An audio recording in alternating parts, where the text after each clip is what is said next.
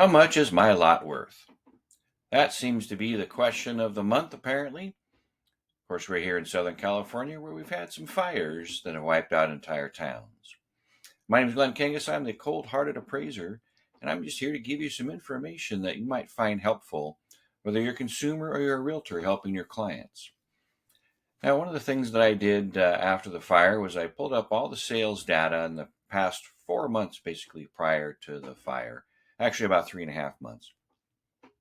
And I did some analysis. I looked at each sale. There were 76 sales, actually 75 after I took out the 2-unit property from the single family sales.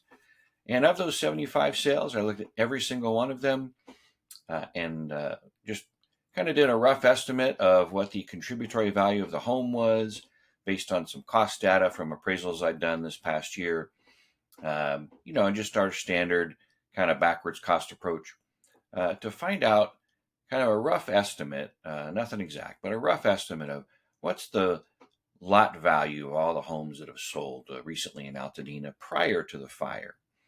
So basically, in running through the data, the majority of them fell about between 60 and 70% of the entire value of the property.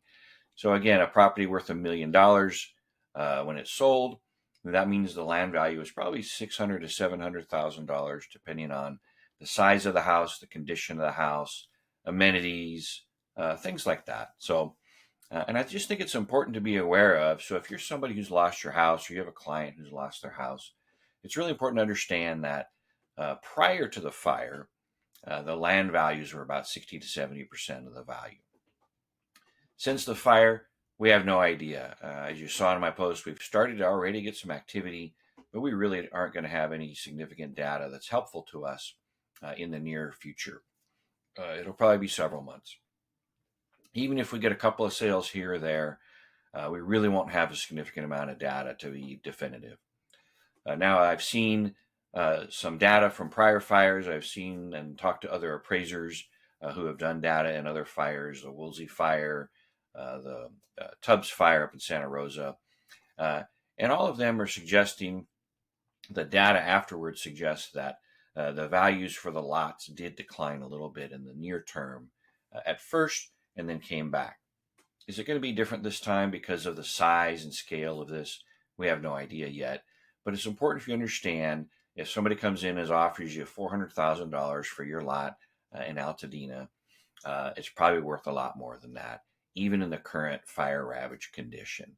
So just be aware of that. I've got some charts and graphs that are part of this post. Make sure you take a look at them. And there's visual representations of showing that the land value is about 60 to 70%. And we'll be doing some more charts and graphs on social media later this week. Also, if you're watching on my YouTube channel, subscribe to my YouTube channel. I'm going to be doing lots of updates on Altadena and the Eaton Canyon Fire. And then also, if you want to subscribe to my vlog, there will be items on my vlog as well, just continual posts. So the takeaways today, land values are about 60 to 70% of the total value prior to the fire. And yet we don't have any data for after the fire. Historically, there's a slight dip after the fire. Look forward to seeing you next time. Thank you.